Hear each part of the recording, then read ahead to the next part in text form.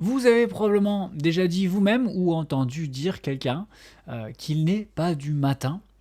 En développement personnel, ils appellent ça les croyances limitantes. C'est associé au système de billets de confirmation. C'est de ça qu'on va parler aujourd'hui. On va faire comme d'habitude. Alexa, Alexa, coupe le chrono. Coupe le time. 18h15 minutes annulées. Voilà. Alexa, remets un minuteur de 15 minutes. 15 minutes à partir de maintenant. Désolé pour ça, j'avais lancé, j'ai raté, je recommence. Moi, personnellement, je suis pas du matin. Mais ça reste une croyance limitante. C'est-à-dire que, biologiquement parlant, on n'est pas fait pour pas être du matin. Biologiquement parlant, on est fait pour vivre avec le soleil. C'est valable pour l'essentiel des animaux, sauf les animaux qui sont conçus pour vivre la nuit. Nocturne, diurne, tout ça, tout ça. Dans l'idée, en tant qu'être humain, on est des êtres diurnes. On ne voit pas la nuit. On n'est pas fait pour vivre la nuit. Donc, théoriquement, sur le papier, d'un point de vue empirique, on est tous du matin. Sauf que, on a un cerveau plus évolué que le reste du monde animal, qu'on connaît, qu'on a analysé jusque-là. Et on se rend compte que, on peut se retrouver à croire qu'on n'est pas du matin. Pourquoi est-ce qu'on croit qu'on n'est pas du matin ? Première chose, c'est parce que c'est pas agréable le matin. Le matin, on est bien dans notre couverture, dans notre lit, on n'a pas forcément envie de se lever, surtout si les actions qu'on doit mettre en place le restant de la journée ne sont pas des actions qui nous valorisent, qui nous font plaisir. Le travail, exemple, aller à l'école, exemple. Mais par exemple, quand tu me dis qu'il faut que j'aille courir à une course, je vais pas rater mon réveil. Quand tu me dis qu'il faut que je fasse quelque chose, genre demain matin, je dois me lever à 6h30 pour choper un dossard à 7h du matin, je serai réveillé et il n'y aura aucun problème. Il y a même des jours où tu vas te réveiller sans réveil, parce que la veille, tu t'es dit il faut absolument que je me réveille demain matin, et tu te réveilleras 5 minutes avant ton réveil. Et pour autant, le restant de l'année, tu lâches le matin. Le matin, ça ne te va pas. Je parle de moi, hein. Je sais pas si vous avez pareil, vous me le dites en commentaire. Vous avez le droit de liker aussi la vidéo. Oui, j'ai perdu ma feuille. C'est pas grave. Vous avez le droit de liker la vidéo, de vous abonner si ça vous plaît, et d'en voir plus, et de laisser des commentaires pour me dire si vous vivez pareil que moi, ou autrement, vous êtes peut-être tout simplement du matin. C'est une croyance limitante de penser qu'on n'est pas du matin. C'est quelque chose qu'on va construire autour des billets de confirmation qui vont avec. Alors ces billets de confirmation, je vais vous donner les miens. Premier billet de confirmation, j'ai d'abord donc décroché, scolairement parlant, et j'ai commencé à jouer aux jeux vidéo sans limite. Donc j'ai commencé à déréguler mon système et à vivre la nuit. Faut déjà aussi savoir que la nuit ne nous fait plus peur en tant qu'être humain, donc forcément c'est moins problématique que de vivre la nuit. Avant on vivait pas la nuit, ne serait-ce que pour ne pas angoisser. On dormait comme ça, pendant qu'on dormait on n'était pas angoissé. C'était déjà pas mal, de peur de mourir. Mais voilà. Aujourd'hui on risque pas de mourir la nuit, donc on peut dire de rester réveillé la nuit. On risque rien, on est chez nous, on joue à l'ordi, on binge des séries. Peu importe ce qu'on fait, on risque pas grand chose et donc on dérègle le système, on ne va pas se coucher et le cerveau en prend bonne note. Enchaîne la situation que tu commences à t'habituer à faire ça régulièrement, donc tu te lèves plus tard parce que tu es fatigué, tu as besoin du temps de récupération et donc tu confirmes l'idée en allant travailler la nuit parce que ça t'arrange mieux vu que tu es habitué à vivre la nuit. Donc je suis devenu barman. J'ai fait 15 ans de barman, et quand t'es barman, jeune barman, on fait faire les shifts de soirée, parce que les personnes plus âgées sont fatiguées de faire les soirées, n'ont plus la patience de faire les soirées, et c'est donc le sacerdoce des plus jeunes de prendre le relais sur les soirées jusqu'à arriver à 40, 45 ans, 50 ans, pouvoir dire non, mais moi je fais plus les soirées, je fais les journées maintenant, voilà. Mais avant ça, jusqu'à tes 35 ans, tu vas faire les soirées. Et tu es content de faire les soirées, ça se passe bien, c'est cool. Et donc, pendant 15 ans, tu vis la nuit. Donc forcément, quand ça s'arrête, et que tu dois commencer à voir le jour, et t'habituer à vivre comme les autres, tu as du mal. Beaucoup de mal. Ton cerveau veut revenir à ce qu'il connaît, à la contrainte qu'il connaît, et il cherche tous les billets de confirmation qui vont avec. Et chaque fois que tu vas aller te coucher tard et te lever tôt, et que tu vas te sentir bien de ça, parce que voilà, tu vis comme ça tes retours en arrière, ton cerveau il va valider. Billet de confirmation, c'est ce que tu aimes. Biais de confirmation, d'autres personnes qui vont te dire bah non, je suis pas du matin et tout ça, sauf que ce sont des personnes qui, au lieu d'aller se coucher à 8 ou 9 heures parce qu'ils ont besoin de plus de sommeil, vont continuer à binger, à lire des livres et autres, et donc forcément vont amener leur corps à reporter les heures de sommeil, et donc forcément avoir besoin de dormir plus tard et être moins frais à se réveiller parce qu'ils auront moins dormi dans la bonne tranche horaire. Et c'est juste ça en fait, la grande réalité, c'est que une fois que vous avez mis de l'autre côté de la nuit un objectif positif qui vous plaît et que vous avez été vous coucher à la bonne heure, chose que je devrais faire moi, là il est 22h, donc il faudrait que j'aille me coucher pour être réveillé à 6h30 sans problème et sans avoir des pertes en sommeil, parce que ça on pourra en parler après si vous voulez. Mais le sommeil c'est super important. Là il faudrait que j'aille me coucher plus tôt, simplement pour ne serait-ce qu'avoir 8 heures de sommeil, ça serait pas mal. On peut tirer jusque 10 heures de sommeil. Si tu vas te coucher à 8 heures et que tu te lèves à 8 heures le lendemain, tu as 12 heures de sommeil. Tu peux te lever donc à 6 heures et tu auras 10 heures de sommeil si tu t'es couché à 8 heures du soir. Et c'est basique, c'est basique, mais il y a ce qu'on appelle le revenge sleep, ou un truc comme ça, j'ai entendu parler il n'y a pas longtemps, je ne sais pas si vous en avez entendu parler. C'est la logique de quand tu vas te coucher et que tu n'as pas eu le temps de prendre du temps pour toi dans la journée, tu vas le reporter dans ton lit, et c'est là que tu vas te retrouver à binger sur ton téléphone. Et c'est du revenge bedtime, un truc comme ça. Et en gros, c'est de la récupération de temps de vie que tu vas en fait pas rentabiliser réellement, et donc tu vas aller chercher 1 heure, 2 heures dans ton lit en disant j'y ai droit, c'est mon petit moment à moi, je le veux, et c'est là que tu rentres dans la boucle de doom scrolling, parce qu'il n'y a rien à faire le soir, tout le monde va se coucher, il n'y a pas de discussion intéressante à avoir, sauf cas particulier, mais passé minuit, moi je me rappelle, quand je joue aux jeux vidéo, il y avait beaucoup moins de gens sur les serveurs, il y avait beaucoup moins de possibilités de faire des trucs en groupe, sauf si tu jouais en anglais, forcément avec les tranches horaires, tu pouvais décaler tout ça. Mais concrètement, sur Internet, sur les réseaux sociaux, tous ces trucs-là, il n'y a plus rien le soir, il n'y a plus personne avec qui parler, il n'y a plus beaucoup de posts. Bon, après, il y a suffisamment pour continuer à doomscroller, mais il n'y a plus de relations. C'est juste du doomscroll. Et donc, le fait de s'engager dans ce processus donc de revenge bedtime va venir repousser ton heure de sommeil et donc rendre plus difficile ton réveil le lendemain. Biais de confirmation, tu te réveilles le matin les yeux qui collent, c'est que t'es pas du matin. Et donc, si chaque matin t'as les yeux qui collent comme ça et que tu galères et qu'en plus de ça tu mets 2 heures à te réveiller sans mon café, et moi je suis rien du tout sans mon café. Moi j'aime bien le café, mais je te garantis que je peux me lever un matin et je peux taper ma journée sans avoir bu de café le matin, c'est pas un problème. Simplement parce que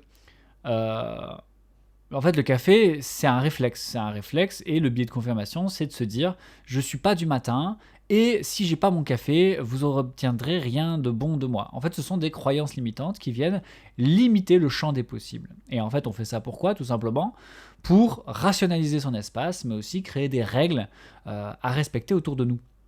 C'est important de le faire, parce qu'à un moment donné, ça permet de se créer une identité, et de rejoindre des groupes, parce qu'on n'est pas seul à dire ça.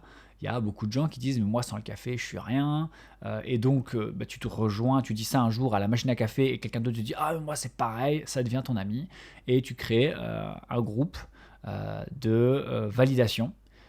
Billet de confirmation sur billet de confirmation, tu es une personne à café le matin. Si tu n'as pas ton café le matin, ça ne marche pas. Café clope, tu peux continuer comme ça, tu peux enchaîner toutes les habitudes comme ça, et c'est nécessaire. C'est nécessaire, pourquoi on le fait, pourquoi on le fera toujours ? C'est parce qu'on a besoin de réduire le champ des possibles. Parce que l'infini fait peur. Depuis la nuit des temps, regarder le ciel et regarder le fond du noir du ciel fait peur. Le champ des possibles, quand il est restreint, volontairement ou non, devient moins vertigineux et plus accessible. Et c'est pour ça qu'on crée ce genre de mécanisme en nous pour justifier, identifier nos limites et nos capacités pour pouvoir avancer. C'est pour ça qu'après, tu as des gens dans le développement personnel qui vont dire que vous n'avez aucune limite et vous pourriez faire beaucoup plus. Et c'est vrai. C'est con à dire. Je ne suis pas pour maintenir cette idée-là, mais c'est vrai. C'est vrai, mais en même temps, c'est pas safe du tout. C'est pas safe parce qu'on n'est pas des êtres construits, cérébralement parlant, pour être aware, comme dirait l'autre. Parce que si vous regardez Jean-Claude Van Damme, il est aware, mais en même temps, personne ne le prend au sérieux. Si tu es extrêmement ouvert et que tu as la possibilité d'exprimer cette ouverture et d'en faire quelque chose, tant mieux. Mais même comme ça, tu vas te retrouver dans une situation où tu vas trouver des propres limites et tu vas devoir créer un univers, un carcan, un système dans lequel tu vas pouvoir te repérer parce que sinon tu vas tergiverser comme moi je peux faire. Tu vas te perdre à gauche, tu vas te perdre à droite. Être trop ouvert, ça ne sert pas à grand chose, ça ne sert personne. Et les gens qui sont branchés narrow-minded vont plus loin, plus vite et sont plus efficaces parce qu'ils sont intelligibles pour le commun des mortels qui a compris les règles qui les définissent. Ils ne sont pas du matin, mais ils vont quand même se lever. Si tu leur donnes un café, ils vont être contents. Si tu leur oublies leur café, ils vont pas être contents. Si à midi, ils n'ont pas leur pause, et s'ils ne mangent pas ça, et s'ils n'ont pas leur vin rouge, et que toutes ces règles-là ne sont pas respectées dans leur journée, ces gens-là ne seront pas efficaces. Mais si tu respectes leurs règles, qui sont généralement plutôt simples, ils resteront corrects et ils seront contents d'être là, ou tout du moins ils seront neutres par rapport à leur situation. Le principe des biais de confirmation et des croyances limitantes, il est là. Personne ne va vous l'expliquer comme ça parce qu'en fait, un coach en développement personnel il va te dire que c'est ta faute. C'est ta faute, qui est toi qui as décidé que tu ne voulais pas et que c'est toi qui as mis la limite.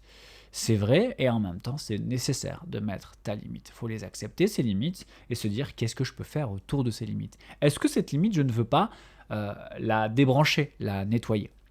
Là, ça peut être utile, je vais vous le dire là. Débrancher, nettoyer une habitude, ça prend pas 28 jours, hein. C'est beaucoup plus long que ça. Parce qu'en fait, ton cerveau, quoi qu'il, un jour va trouver une bonne raison de te reconnecter à une ancienne habitude qu'il connaît. Parce que c'est mécaniquement, son système de sécurité va le ramener à quelque chose qu'il connaît et qui sait qu'il ne t'a pas tué jusque-là. Et donc forcément, dans le doute, il va te rebrancher sur une habitude que tu as voulu effacer. Il faut bien plus que 30 jours, bien plus qu'un mois, bien plus qu'un an, il faut parfois 10 ans, encore aujourd'hui. Il fait nuit et je me sens efficace maintenant. Je sais que je suis efficace la journée aussi. C'est juste que comme je vais aller me coucher trop tard, demain je vais me lever fatigué et je vais galérer à me lancer. J'ai perdu ma journée aujourd'hui, je me suis levé à 10h. Alors bon, là pour le coup, c'est pas forcément une croyance limitante, mais avec le décalage horaire, avec le déplacement d'une heure, en vieillissant, on a de plus en plus de mal à réadapter son sommeil, à récupérer. Rajoute les heures de travail physique que je fais, le mental qui est oscillant et des heures de sommeil qui ne sont pas suffisantes et pas bien calibrées. Au moment du changement d'heure, j'ai pris une claque. Bon, c'est réglé, là je vais aller me coucher, je suis fatigué. Mais en soi, c'est juste normal d'avoir des limites. Ne laissez pas un coach venir vous dire que vous n'avez pas de limite et que la limite, vous l'imposez. Non. Physiquement, tu peux aller à la salle de sport et c'est vrai, selon certaines conditions, tu vas lever peut-être 20 à 30% du poids que tu es capable de lever en temps normal et que tu penses être capable de lever. Mais si c'est sûr que si tu regardes une barre et tu dis moi je ne sais pas lever plus de 50 kg et que tu te le dis suffisamment, tu ne seras jamais capable de passer la barre des 50 kg.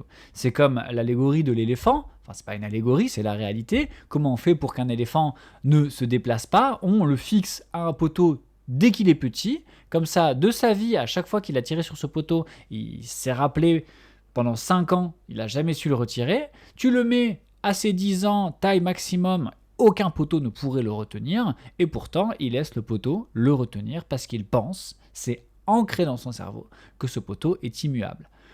Alors qu'en fait, là, il a changé, il a évolué. C'est le principe aussi donc de la grenouille qui se fait bouillir progressivement, qui ne se rend pas compte que l'eau est en train de bouillir, qu'elle est bien, elle est tranquille, elle s'habitue à la chaleur, et puis à un moment donné, elle est à 100 degrés, et c'est fini, elle a cuit, c'est réglé.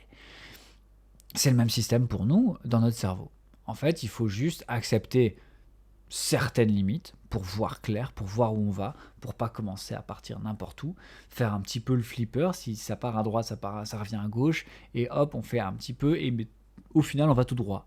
On tire des bords, mais au moins, on va tout droit. Tirer des bords, il faut voir un bord à tirer. Si tu ne vois pas le bord, tu sais pas vraiment jusqu'où tu vas.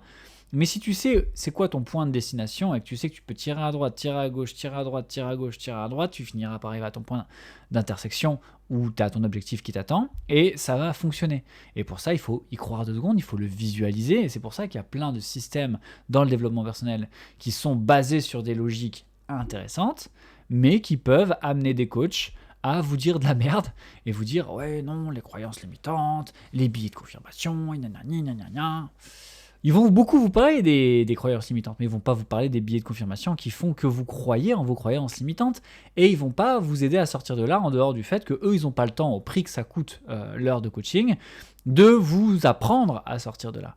Vous pouvez le faire, je l'ai fait à plein de niveaux. Il y a certaines choses qui sont revenues, il y a certaines choses qui sont restées loin, tant mieux. J'ai par exemple réduit mon niveau d'alcool sans m'être jamais senti vraiment alcoolique. Je ne bois plus du tout ou presque alors que j'étais barman, autant vous dire que ça tombait quelques litres. Je me suis jamais senti alcoolique et j'ai jamais gêné personne en soi, mais je buvais tous les jours. Je suis tombé malade, j'ai dû arrêter le lactose et la viande. J'ai arrêté de A à Z. Aujourd'hui, je peux en remanger, mais je sais que dès que je vais exagérer, mon corps va le rejeter. Donc voilà, c'est pas une croyance limitante. Là, clairement, il y a un rapport physique. Ça s'appelle la dyshydrose palmoplantaire. Alexa, stop. Faudra que je vous en parle dans une autre vidéo parce que c'est fini. C'était pas mal intéressant. Enfin, moi, je suis content. Ouais, c'était pas mal. Je suis pas trop parti dans tous les sens. Je suis resté sur le même sujet théoriquement. Juste, si je vérifie, je vous ai mis mon reward à la fin sans vous en parler au début. Ça, c'est quelque chose qu'il faut que j'améliore dans les podcasts. Ah, il y a des trucs qui se passent, c'est le bordel, j'ai cramé un micro, j'ai plein de trucs qui partent en couille parce que je suis en saturation. J'en ai parlé dans la vidéo précédente, je vous invite à aller la voir. Encore une fois, n'hésitez pas à liker la vidéo si ça vous a plu, si ça vous intéresse, à vous abonner si vous voulez en voir plus, les précédentes et celles qui arrivent, et à me laisser en commentaire vos expériences de vie, vos croyances limitantes, ce que vous voudriez changer, j'en sais rien, ce que vous voulez, on en discute en commentaire, ça me fait plaisir. Tchuss!